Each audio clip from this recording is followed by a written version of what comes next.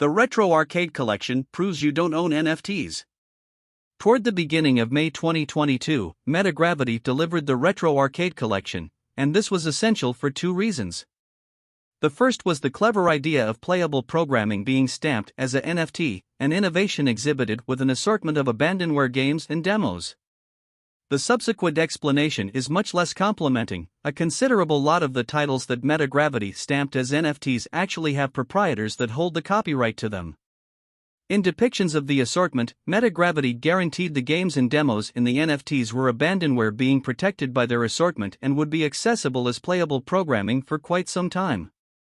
Abandonware is a term for games and programming that are not generally sold or upheld by their proprietors. There has been a rising interest in safeguarding more established titles that don't profit from changes and once again delivers, with sites like Abandonia and My Abandonware devoted to protecting games and programming that are considered abandonware. Games are a creative medium, and the safeguarding of craftsmanship is a respectable pursuit. The issue is that Metagravity's demand that the games they chose were abandonware appears to have been untrustworthy. Snowstorm's SNES/MS-DOS title Blackthorn was at first delivered in 1994, yet it has since been redelivered in 2013 and as of late as 2021, making it a long ways from abandonware, something that Metagravity knew about and, surprisingly, remembered for the NFT's depiction. It's difficult to accept they would be oblivious to the way that Blizzard's copyright responsibility wouldn't permit them to mint it as a NFT, regardless of whether it was only a demo. In the span of 7 days of the Retro Arcade Collection's delivery, a significant number of the titles that shoppers had delighted in playing through their NFTs were brought down.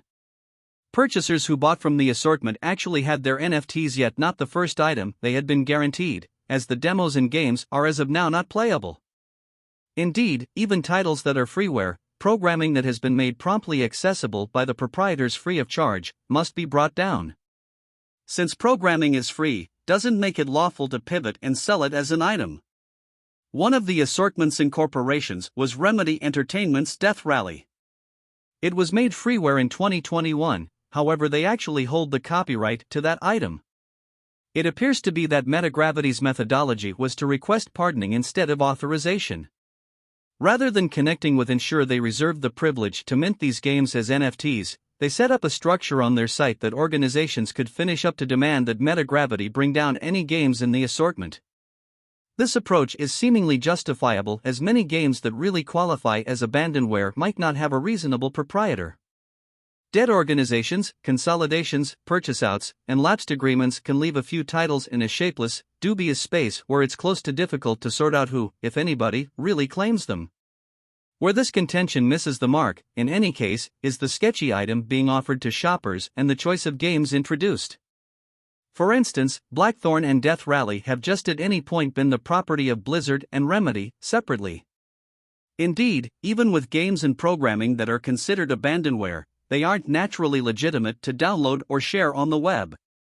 The lawfulness of downloading abandonware is as a rule dependent upon the situation. However, by and large, programming possessed by a party that actually holds the copyright isn't legitimate to download, regardless of whether it hasn't been ready to move or refreshed in numerous years.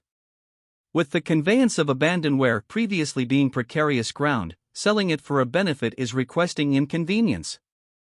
That is the reason respectable abandonware locales offer their choices of games and programming for nothing. It isn't irrational for buyers to expect that merchants reserve the privilege to sell their items.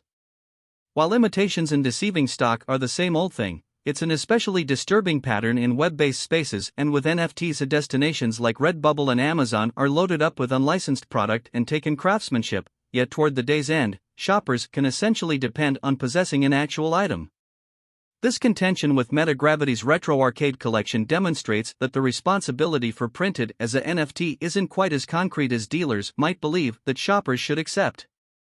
There might be lawful ramifications for anybody sufficiently lamentable to purchase a NFT sold by parties with problematic legitimate freedoms to the item. The responsibility for an NFTs presently can't seem to be tried in that frame of mind of regulation. However, a legitimate point of reference for purchasers is being arraigned for buying and sharing wrongfully dispersed computerized merchandise. At the point when the music business started fighting back against advanced robbery, one of the actions organizations like the Recording Industry Association of America, RIAA, went to was documenting suit against buyers that pre-owned document-sharing projects like Napster and Kazaa. RIAA has sued no less than 18,000 people in any event, focusing on undergrads, for pilfering music. It's conceivable that this equivalent rationale could be applied to NFTs in court. Being indicted may not be a danger just to the gathering stamping NFTs.